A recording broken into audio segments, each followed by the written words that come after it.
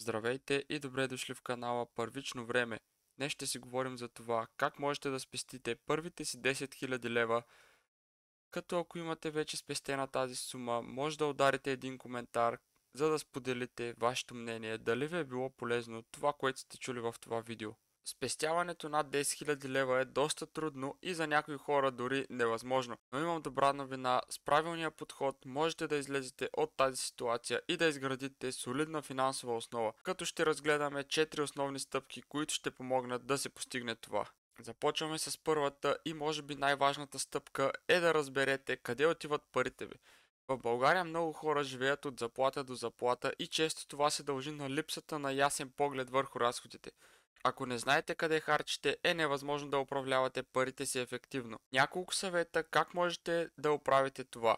Първият е да записвате всичките си разходи за един месец. Това включва всичко, от сметките за ток и вода до харчовете за храна и малките покупки като кафе или други ненужни работи, които в края на месеца обаче изяждат голяма част от парите ви. Следващото решение е да използвате приложение за бюджет или просто можете на един лист да си категоризирате разходите, например жилищни сметки, транспорт, храна, забавления и други малки разходи. Анализирайте къде харчите най-много и кои разходи са необходими и кои са излишни. Например, ако забележите, че харчите 200 лева на месец за ресторанти и кафета, помислете дали това е необходимо. Може би да готвите повече в къщи и да спестите от 100 до 150 лева на месец и тези пари могат да бъдат насочени към спестявания или изплащане на разни дългове и заеми. Следващата стъпка, която може би е най-важна за повечето хора, тъй като отключват неограничени възможности, а именно да инвестират в себе си. Ако имате нисък доход, това може да е една от основните причини за финансовите ви затруднения. Инвестирането в образованието и уменията ви може да отвори врати към по-добре платени позиции.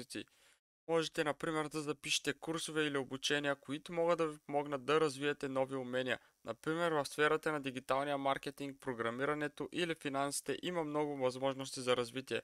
Ако нямате възможност да инвестирате в образование, помислете за странични занимания. Например, продажбата на ръчно изработени изделия или предлагане на услуги като графичен дизайн или писане на текстове може да ви донесе доста допълнителни доходи. Ако сте добри с фотографията, можете да предложите услуги за снимки на събития или да продавате снимки онлайн. Това може да ви донесе допълнителни 200-300, че дори повече пари на месец, което не е никак малко.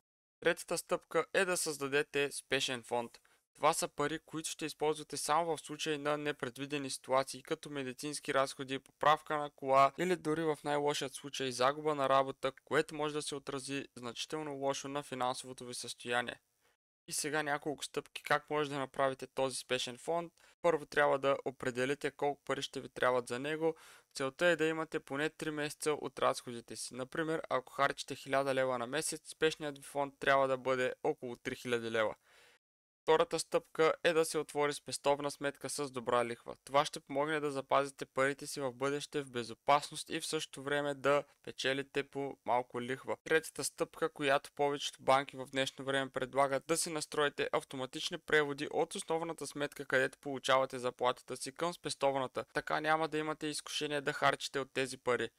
Например, ако спестявате 200 лева на месец, за 15 месеца ще имате 3000 лева в спешният си фонд. Това ще даде спокойствие и сигурност в случай на непредвидени ситуации поне за 1-2 месеца, ако ситуацията не е наистина много зле. Ако имате някакъв заем към банка, трябва да се фокусирате първо да изплатите него преди да инвестирате, тъй като по този начин ще си запазите сигурността и знаете, че може да инвестирате пари, които сте готови да изгубите. В противен случай, ако кажем, че сте инвестирали и след това не можете да си платите заема, нямате откъде да вземете пари и решите да се дърпате от инвестицията, но тя в краткосрочен план е назад. Това означава, че трябва да теглите на загуба, което отказват доста инвеститори и се създава една доста неловка ситуация и много хора се отказват от инвестирането, именно защото са били принудени да продават на загуба. Сега ще ви дам няколко съвета за допълнителен успех, като първият е да разделите големите си цели на по-малки. Ако целта е 10 000 лева, можем да започнем с 500 лева, след това 1000 и така нататък. Малките стъпки са по-лесни за постигане и ще ви мотивират да продължите. И следващият съвет, който се отнася за по-младите, е да плащате в брой. Когато плащате с пари в ръка, усещате по-силно колко харчите. Това ви помага да контролирате разходите си и да избегнете импулсивни покупки, тъй като с картата Не виждате колко пари ви заминават от джоба, а просто това са дигитални пари, които в края на месеца могат да имат голямо влияние върху спестяванията ви.